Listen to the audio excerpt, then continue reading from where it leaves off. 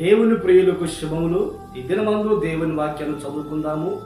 కొరింథీ సంఘానికి రాసిన 2వ పత్రిక 1వ అధ్యాయము 19వ వాక్యాన్ని మనం చదువుకున్నప్పుడు, దేవుని కుమారుడగు యేసుక్రీస్తు అవునని చెప్పి కాదని వాడై ఉండలేదు గాని ఆయన అవునని వాడై ఉన్నాడు.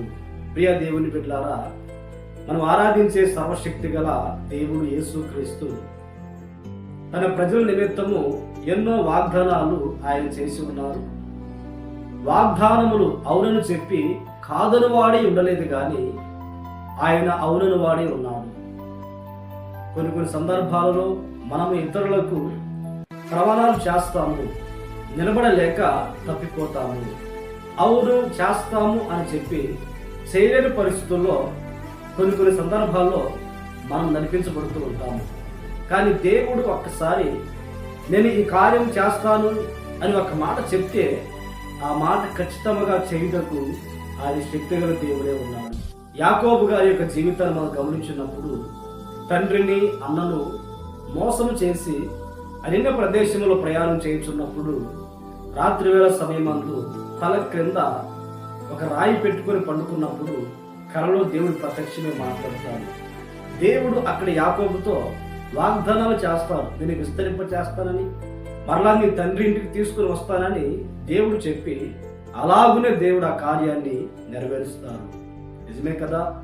దేవుడు అవునని చెప్పి కాదని వాడై ఉండలేడు, అవునని వాడే ఉన్నాడు. ప్రియ దేవుని బిడ్డలారా, బైబిల్ గ్రంథంలో ఎన్నో వాగ్దానాలు ఉన్నాయి.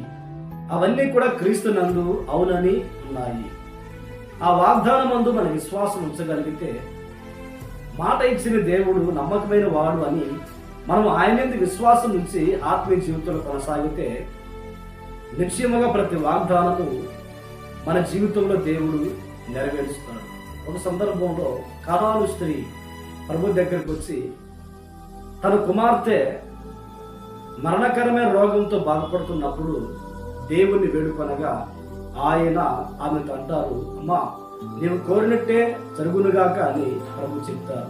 ఏదైనా అడిగినప్పుడు ఆయన చిత్తానుసారంగా మనం వేడుకున్నప్పుడు, ఆయనకి అనుకూలమైనది మనం అడిగినప్పుడు ఆయన అవునని వాడే ఉన్నాడు. ఈ మాటలు వింటున్న ప్రియ దేవుని బిడ్డలారా, నీ జీవితంలో నువ్వు దేవునికి ప్రార్థన చేస్తున్నావా? దేవుని వాగ్దానముల యందు నీ విశ్వాసం ఉంచి నువ్వు నమ్మగలిగితే నీ కుటుంబ పరిస్థితిని బట్టి, నీ ఆత్మీయ జీవితాన్ని బట్టి దేవుడు అవునని వాడే ఉన్నాడు. ఆ వాగ్దానాలు నీ జీవితంలో నెరవేర్చబడుగాక. ప్రార్థన. పరిశుద్ధుడా, ప్రేమ స్వరూపి, ఆశ్చర్యకరుడా, స్తోత్రుడైనా మీరు అవునను దేవునిగా అవునని వాడే ఉన్నారని దినమందు మేము విశ్వసించి మీ వాగ్దానముల యందును మేము ప్రార్థించిన వాటి విషయంలో మీరు కార్యములు జరిగించబోతున్నారు కనుక స్తోత్రాలు చెల్లిస్తున్నాను. ఈ మాటలు విని ప్రార్థనకి వివించిన ప్రతి వారిని ఆశీర్వదించి మహిమను పొందమని యేసు నామములో ప్రార్థించి అడిగి వేడుకొనుచున్నాము తండ్రి. ఆమేన్, ఆమేన్. దేవుడు మిమ్మును ఆశీర్వదించునుగాక.